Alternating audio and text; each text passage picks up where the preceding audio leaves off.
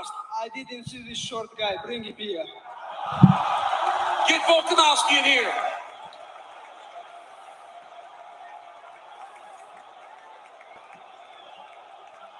Hey, calm down. Stay away. Hey, you will not get too close. Alexander, this guy said he wants to fight you in Australia. Defend his championship against you where you try to become a double champion. Are you down?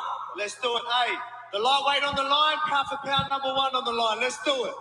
Ladies and gentlemen, give it up for the new lightweight champion of the world, Islam Makhachev, and Alexander Volkanovski. Yeah, so what an amazing fight that would be, considering that right now in the trajectory of Alexander Volkanovski, he's basically the pound for pound number one ranked in all of the UFC's ranking at the moment. So that means he's number one above John Jones, above Francis Ngannou. That also means he's above Islam Makhachev right now, which perhaps maybe Islam Makhachev could be number two, considering that he just beat the number two guy. Before this matchup, you could say that Charles Oliveira was considered the, not considered, but was the ranked number two pound for pound in the UFC's list. So it's kind of like you have the number one guy versus the number two guy that's within adjacent of each other's weight classes. And then you have this venue in Australia that they've been planning to basically host for this entire time.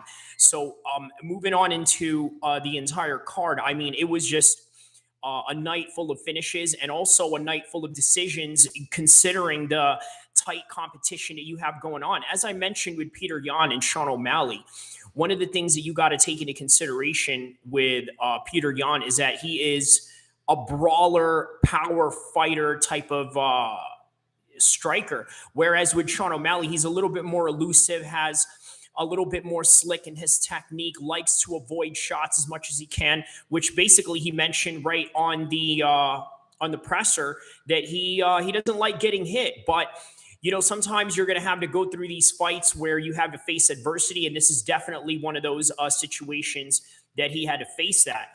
Then you had Beneil Dariush taking on Matsumis Gamrot, which, by the way, it's crazy because a lot of people really had Gamrot winning this fight. Even Khabib leading up to the fight was saying, you know what, you and Islam are going to fight one day, which is kind of odd considering that, yes, Beneil Dariush is signed with Team Dominance with Ali Abdelaziz in the same camp with Khabib. And here's Khabib praising this guy that he's fighting, which is really interesting. But it was a very close fight. Beneil went out there and grinded as much as he could and just wanted it more. It was just one of those fights where sometimes one guy that wanted it more than the other is basically going to win it. And that's just one of those things that Beneil Dariush showed in this fight. And then an upset, well, what many consider to be an upset, Caitlin Chukogian losing a decision against Menon Firat, because a lot of people really saw that the only person that could really hurt Caitlin is the likes of Valentina Shevchenko, which she had fought before. But you got to understand, right? You know, there's always going to be contenders coming up there, and guys or gals that have the right technique and the right style to beat you at the right night. And this was one of them. That also same goes with the Sean O'Malley Peter Yan fight. It just so happens that Sean O'Malley had his number. But of course, it was a back and forth because you've seen Peter Yan rock Sean O'Malley a few times. Sean O'Malley was able to rock Peter Yan a few times. Of course, in the second round where he hit him with that cross, I thought that maybe after he had he could have followed up with a head kick. I'm surprised that he wasn't able to see that. But as the rounds went on in the third round, he was able to see a little bit of that, but then got out wrestled in the end and kind of gave up a little bit of some wrestling takedowns that maybe he could have prevented. But nonetheless, because of that, the fight was very close, and they gave a split decision to Sean O'Malley. Let's see, what else? TJ Dillashaw and Aljamain Sterling. So a real controversial aspect of this fight is TJ broke his shoulder as Aljamain Sterling was taking him down. Now, one of the things you got to understand about wrestlers is that they don't like being on their back. So because of that reason, TJ was trying to prevent himself from hitting the mat. So he went and put his hands there instead of, let's say, just in the same kind of position that you do when you're pulling your guard, or when you're just trying to lay on your back, or what they do in judo practices, where they basically practice how to fall properly.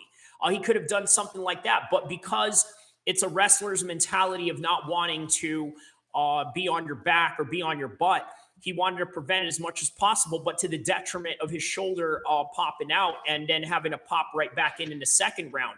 But obviously, you've seen that it was still hurt. Aljamain was going for those shots. He was going for the body kicks. TJ opened up the fight with the body kicks. And then you've seen Aljo outgrind him and basically ground and pound him from the top, in which the referee had to step in and stop it. So you had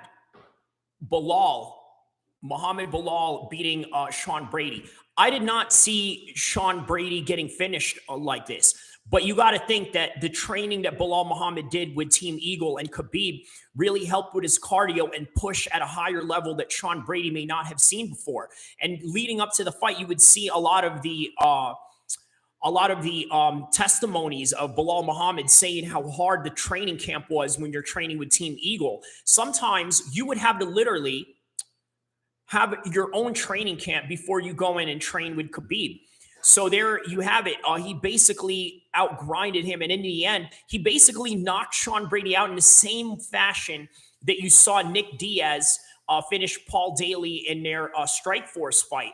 So what I seen out of Bilal Muhammad, it was basically like an old school Nick Diaz type of fight, but with a wrestling pedigree behind it, to which was able to nullify Sean Brady. And in the end, he was able to TKO him and finish him with punches, to which Sean Brady was not able to answer. So as I was saying, also, what's great about this is, unlike in boxing, when you have an undefeated prospect like Sean Brady, 15-0 coming into this, usually they would try to slow cook these guys, give them lesser competitions, but yet here you are, you're taking on Bilal Muhammad, who coming into this fight was 21-3, now 22-3, with 25 fight experiences, and you have 16, and this guy has been in there with the best, with the likes of Leon Edwards, with Vicente Luque, and Stephen Wonderboy Thompson. You got to think to yourself what kind of pedigree it is that Sean Brady was dealing with here. But in the UFC, you get no free passes around here, and that's basically what happened. Mahmoud Muradov lost to Caio Borralho, and that's only because he just had the better wrestling. Obviously, this is a guy that's sponsored by Mayweather. He's one of Mayweather's few guys that he has in his MMA camp, if he even has anything that exists like that. And obviously, it showed why Mayweather likes this guy. He's obviously a striking type of guy, but obviously his wrestling just did not show in this one. Volkan Oezdemir taking on Nikita Krylov. Nikita Krylov basically beat Volkan Oezdemir, just outgrinded him, outstruck him, and that was the story of the fight. Abu Bakr Nurmagomedov taking on Gadzi Omar Gadaziev, which is very interesting because both of these guys are from Dagestan, but Gadzi is from the part of Dagestan that's basically the city like Makhachkala or something like that, whereas Abu Bakr Nurmagomedov, as you know, lives up in the villages with Khabib and the entire Nurmagomedov family. He had a decent 5-round decision in that. To be honest with you, the fight looked like a sparring match. And I don't know if that had anything to do with the fact that two guys respected each other. And sometimes you got to take that into consideration. Sometimes there's just no sense of motivation of wanting to hurt the guy if you know that the guy was your friend, or if somebody that you care about, or somebody that's in close proximity with you. But I think that's kind of what we saw in this fight. A few good moments. Gadzi was close to getting a heel hook on Abu Bakr. Abu Bakr was able to counter that and basically outbox and outgrind him in the same similar fashion that you've seen out of Islam tonight. He was able to outbox Charles Oliveira, because that's literally what their entire team was working on. Then you had Muhammad Makayev taking on Malcolm X Gordon. Now, here's the interesting thing. You literally saw a little bit of everything with Muhammad Makayev in this. He showed you the Prince Nassim shuffle. He showed you the wrestling, the fighting off of his back, off the jiu-jitsu, off of the submission defense. Malcolm almost had him in a rear naked choke a few times in there and was able to get out of it. And in the end, of course, Muhammad Makayev was basically waiting for him, and out of nowhere, he caught him with that arm bar. So that was the story of that fight. It showed a well-roundedness in Muhammad Mokaev's game, showed a little bit of everything that he can do. And it was a marvelous fight and a good showing for him. Now, he wants to be the youngest 125 champion ever, which is really interesting, right? I'm sorry, the youngest UFC champion ever, not just at 125, but ever. He's trying to beat John Jones's record. He's 22 years old right now. He has about a year to do it. And he mentioned in his post-fight presser that he's going to fight for an interim title somewhere down the line. Why? Because you have the likes of Moreno and Davison Figueroa, who's basically going to fight for the fourth time, maybe the fifth time, because these guys are always coming up close to each other.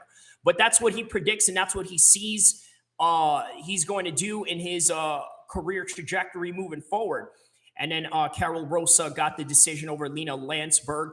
And I noticed that she trains with Khabib's team, which, I'm sorry, not Khabib's team, Khamzat's team, which is why I noticed that Khamzat was there early in that fight, but she had lost by decision against Carol Rosa, and that was the end of that fight. So that's basically the entire card in a nutshell, and it was a great win for Islam Makhachev. You got to think to yourself, all these things that Josh Thompson and all these AKA guys are saying behind the scenes, you got to ask yourself, were they just saying this out of exaggeration, or were they saying this out of the truth?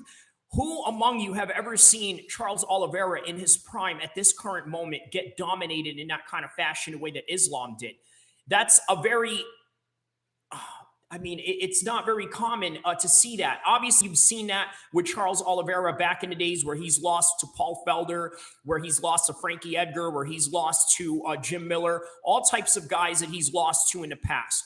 However, in his prime and in his championship form, it's not the norm that you see, and Islam just basically took him apart and did it with ease. It was like as if Islam had no problems with this guy at all. It's like, you look at the Bobby Green fight. What did he say after the Bobby Green fight? He said, brother, I want to do more. I want to fight more. And then Khabib said, okay, tomorrow you train, you spar tomorrow. You want more rounds, you train tomorrow. Reminded me of when Anderson Silva basically kicked the leg off of Travis Lutter. And he basically wanted to do more rounds because he just couldn't fight. Because, I'm sorry, not Travis Lutter. What was his name? Patrick. Patrick Cote, that French-Canadian guy. But yeah, he wanted to do more rounds, and here it is. Charles Oliveira couldn't do it. But who can beat Islam? Will it be Volkanovski, which is the next fight that they have coming up in February? Who knows? We never know, but that's why it's a theater of the unknown, because you never know how these fights are going to play out. Enjoy the fights.